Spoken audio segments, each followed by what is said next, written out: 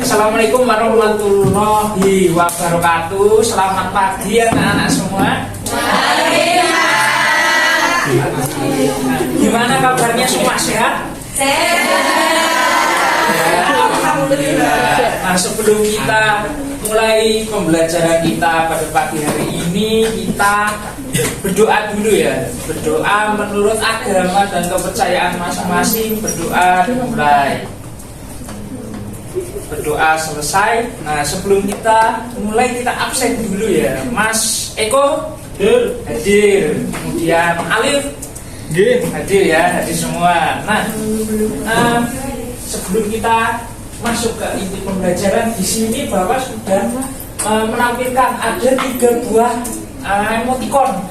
Di situ ada emoticon yang paling kiri, emoticon senang, kemudian di tengah ada emoticon sedih, dan yang paling kiri, ya tadi kanan, yang paling kiri itu ada emoticon marah. Nah, Bapak sudah mengirimkan di grup. Silakan kalian bisa isi, bisa pilih mana sih yang menggambarkan kondisi perasaan kalian pada pagi hari ini. Sudah diisi? Sudah ya. Nah, mungkin salah satu ada yang mau menyampaikan. Mas Eko pilih yang mana, Mas Eko, dari ketiga itu? Sedih. Kenapa kalau boleh tahu, Mas? Helm hilang. Ya, jadi kenapa sih di awal Bapak menyajikan atau meminta kalian untuk memilih emoticon yang mewakili perasaan kalian pagi hari ini adalah tujuannya agar Bapak itu lebih mengenal kalian, lebih mengenal perasaan kalian seperti apa, apakah dalam kondisi baik untuk mengikuti pembelajaran atau bagaimana. Seperti contohnya Mas Eko, tadi kalau helmnya hilang, dia kan merasa sedih. Nanti mungkin kita sebagai teman-temannya bisa memberikan rasa empati kita karena helmnya Mas Eko yang hilang. Sehingga nanti mungkin moodnya dari Mas Eko bisa kembali lagi senang seperti itu ya. Nah, selanjutnya di sini ada sebuah scan QR. Kalian bisa coba di-scan terlebih dahulu. Dilihat isinya itu ada beberapa pertanyaan. Silahkan kalian bisa isi pertanyaan tersebut. Bapak kasih waktu 3 menit ya. Silahkan bisa kalian isikan. Nah, di sini Bapak punya dua buah gambar. Ada yang tahu nggak ini gambar apa? Dari yang ini dulu. Ashanti. Apa? Ashanti. Yang kiri Anang Ashanti ya. Yang kiri Anang Ashanti. Nah, yang kanan itu gambar apa? Mungkin mana apa? Huja. Ya, huja ya, benar banget. Di depan gambar Anang Ashanti juga ada hujanya yang kuning. Nah, huja itu kira-kira yang Anang Ashanti itu ada acara apa sih?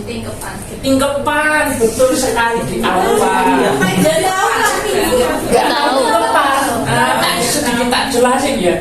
Jadi acara tingkepan itu merupakan tradisi yang ada di budaya orang Jawa. Biasanya itu untuk memperingati acara 4 bulanan atau 7 bulanan dari kehamilan seseorang.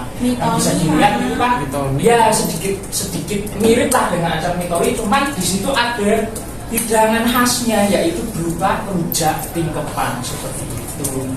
Nah, apa sih kaitannya tradisi rujak tingkepan ini dengan materi yang akan kita pelajari pada pagi hari ini? Kalau Bapak mau tanya coba, rujak itu rasanya apa sih? Enak. Asam, kecut, seger. Nah, seger. Nah, biasanya apa? Apa? Es krim gratis. Nah, betul banget. Ini ada kaitannya. Jadi kan rujak rasanya pedas, kemudian asam, kemudian manis dan gratis. Hubungannya apa dengan gratis? Di acara, ya benar banget, di acara tingkepan ini kan biasanya kalau ada acara seperti itu kan tamu undangannya otomatis gratis ya, nggak bayar. Kalian bisa tambah sesuka hati terkait mengonsumsi rujak tersebut. Nah, tapi kita itu apabila mengonsumsi sesuatu terlalu banyak kan nggak baik tuh. Apalagi rujak rasanya pedas, rasanya asam, tentunya kan akan berpengaruh atau berefek pada tubuh kita ini, akan berpengaruh pada tubuh kita. Nah, biasanya apa sih gejala yang timbul kalau kita makan pedas itu apa? Yang dirasa? Diare, sakit perut, mencret dan sebagainya ya. Nah, untuk lebih selanjutnya itu kaitannya dengan apa? Kalau penyakit diare, mencret dan sebagainya. Pencernaan. Benar sekali. Jadi pada pagi hari ini untuk mengetahui kaitannya apa sih penyakit-penyakit yang bisa timbul apabila kita mengonsumsi makanan, khususnya tadi ada rujak tradisi rujak tikepan. Kalau terlalu banyak itu akan mempengaruhi gangguan apa saja di sistem pencernaan. Jadi kita pagi ini mempelajari materi gangguan sistem pencernaan. Nah, tujuan pembelajarannya adalah peserta didik mampu mengidentifikasi gangguan-gangguan yang dapat terjadi pada sistem pencernaan manusia. Nah, di sini setelah kalian tahu tujuan kita pada hari ini, tujuannya apa tadi? Mempelajari tentang gangguan sistem pencernaan. Betul sekali. Sekarang Ibu punya video nih, video tentang animasi tentang menyangkut tentang materi kita hari ini. Silahkan disimak baik-baik. Nanti akan Ibu tanyakan tentang isinya itu apa aja. Oh, sebelumnya boleh deh berkelompok dulu sesuai dengan kelompok di pertemuan sebelumnya ya. Ya. Nah, setiap kelompoknya itu nanti ketika melihat video boleh dicatat apa aja materinya atau poin-poinnya yang ada di video. Kemudian nanti akan Ibu minta kalian berdiskusi. Silakan dilihat dulu dan disimak secara seksama videonya.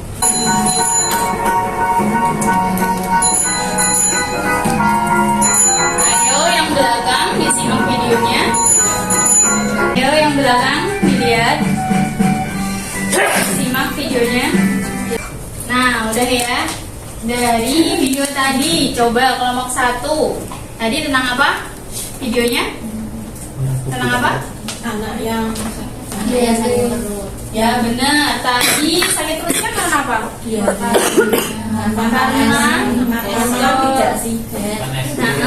Makanan es krim yang tidak sehat. Tidak sehatnya kenapa tadi? Lalat menghinggap di es krimnya ya. Nah, itu bisa menyebabkan penyakit apa?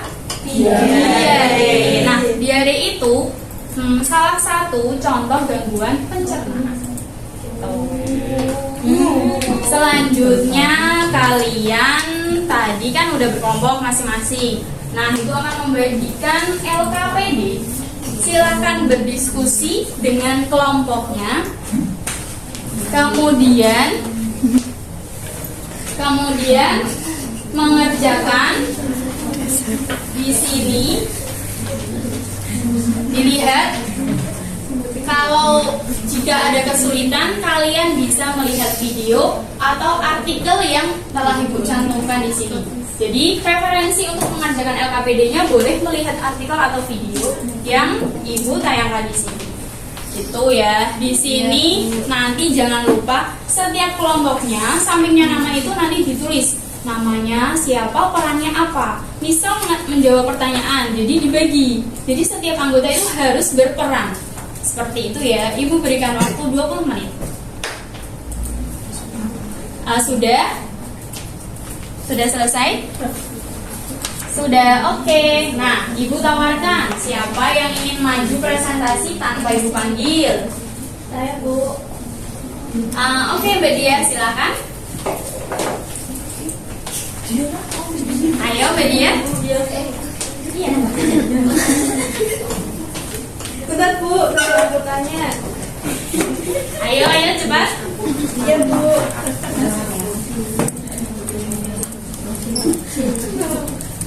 Ayo lagi teman-teman. Ini saya dan Mbak Anissa akan mempresentasikan hasil LKPD diskusi kami. Yang pertama, dari permasalahan video, ada gangguan pencernaan yang sering dialami. Yang pertama ada karies gigi atau gigi berlubang. ini ada di bagian mulut dan penyebabnya adalah bakteri Streptococcus. Bakteri ini bisa mengubah karbohidrat menjadi asam laktat sehingga asamnya akan perlahan-lahan melarutkan imun. Kemudian ada basir, itu pembengkakan pada pembuluh darah di sekitar kebur. Kemudian ada sembelit, itu gangguan pada sistem pencernaan karena mengeluarkan fesesnya keras, apendis atau jarum. Ya, nah di sini ibu punya gambar. Silakan ditempel, Mbak Anissa. Nah, gambar ini itu sesuai dengan gangguan yang telah kalian sebutkan tadi. Jadi, misal gangguan pertama tadi apa? Ada Gimbal. Nah, itu letaknya di mana gangguannya? Bisa ditempel.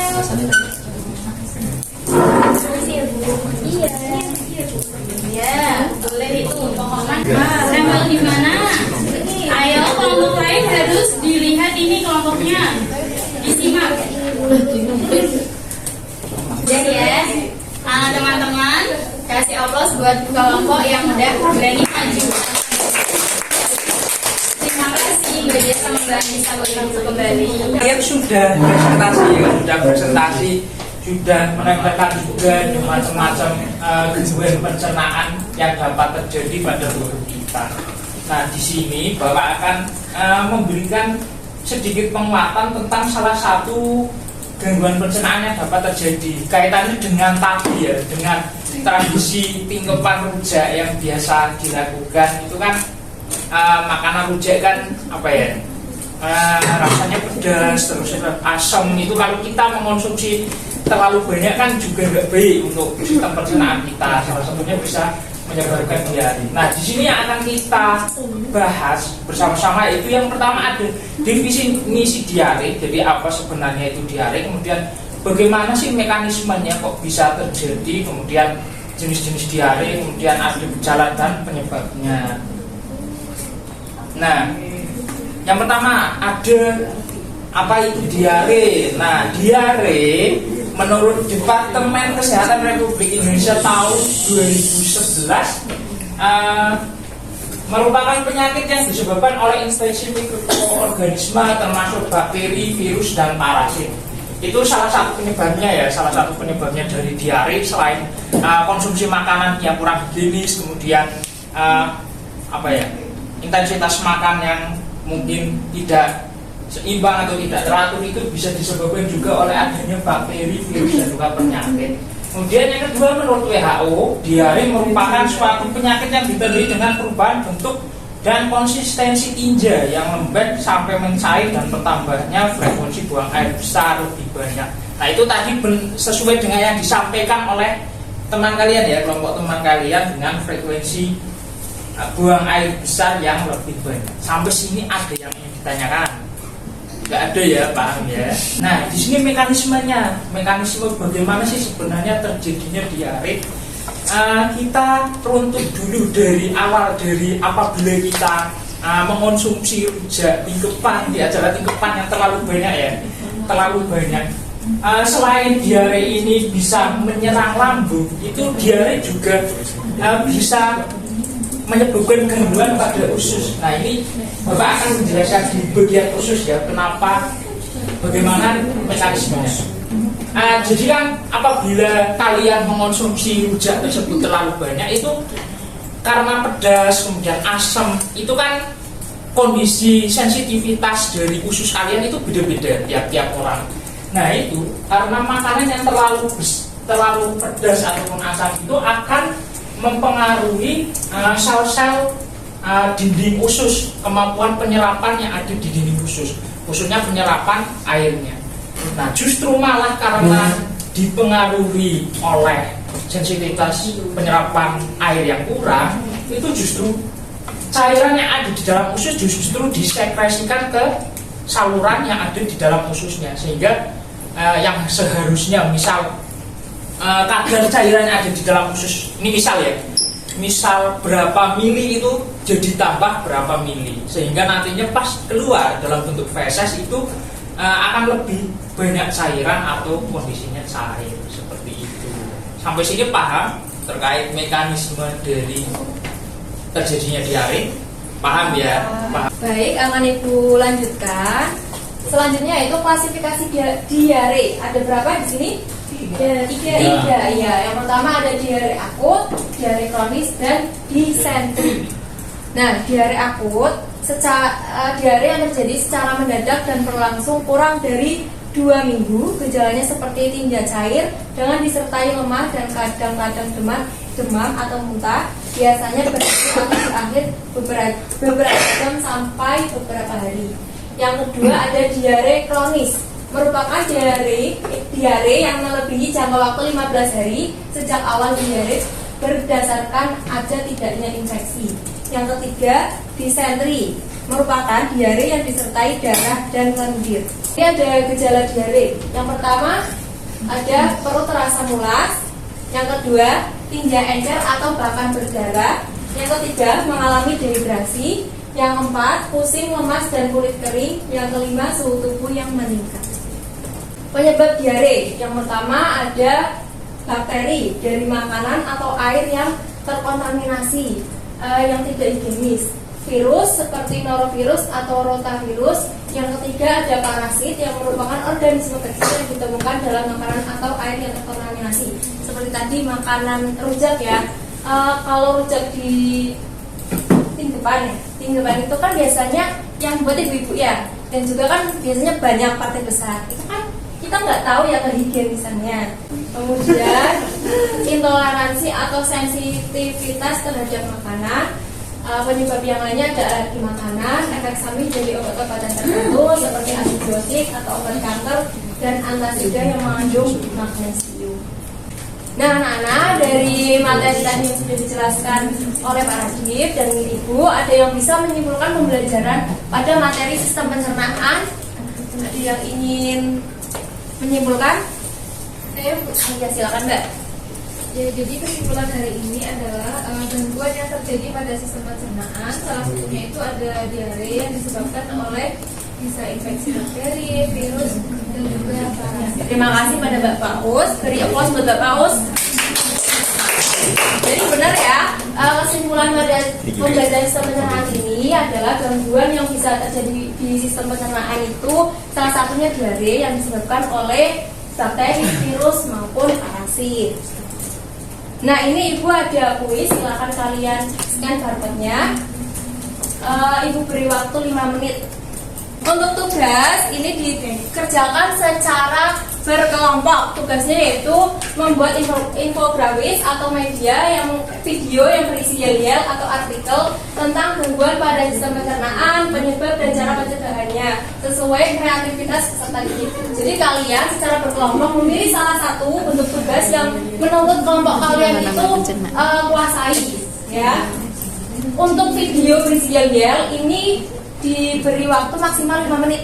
Ini ada kriteria penilaian. Yang pertama, menarik atau estetik, meliputi ada variasi warna yang pacu, ada bentuk atau gambar menarik. Yang kedua, ada aspek materi yang sesuai. Yang ketiga, bahasa. Dan 4, pembagian tugas atau peran yang jelas. Nah, silakan di-scan untuk penilaian diri. Untuk penilaian diri sendiri ini tidak mempengaruhi nilai. Jadi kalian tenang aja, nggak usah khawatir. Sudah semua? Sudah. Ini juga silakan di-scan penilaian teman sejawat. Untuk penilaian teman sejawat, kalian menilai teman sekelompok kalian. Jadi misalnya Mbak Lima menilai Mbak Vicky menilai Mbak Zaina, dan Mbak Zaina menilai Mbak Lima. Seperti itu. Kalian sampai sini anak-anak? Paham. Bagaimana? Ada pertanyaan sampai sini? Bagaimana pembelajaran dengan Ibu? Apakah menyenangkan atau tidak? Alhamdulillah kalau menyenangkan. Ada kendala selama proses pembelajaran? Apa? Sinyal. Nanti bisa ditanya sama teman-temannya ya Mbak. Iya Bu. Nah, anak-anak untuk semangat juga kesehatan sistem pencernaan kalian harus pilih makanan yang benar-benar higienis ya, tidak makanan yang asal-asalan yang lagi booming gitu, asal makan ternyata nggak cocok sama tubuh kalian, akhirnya bisa mempengaruhi gangguan sistem pencernaan kalian. Seperti itu. Tetap semangat, jaga mood kalian sampai nanti akhir pembelajaran. Sekian dari Ibu. Wassalamualaikum warahmatullahi wabarakatuh.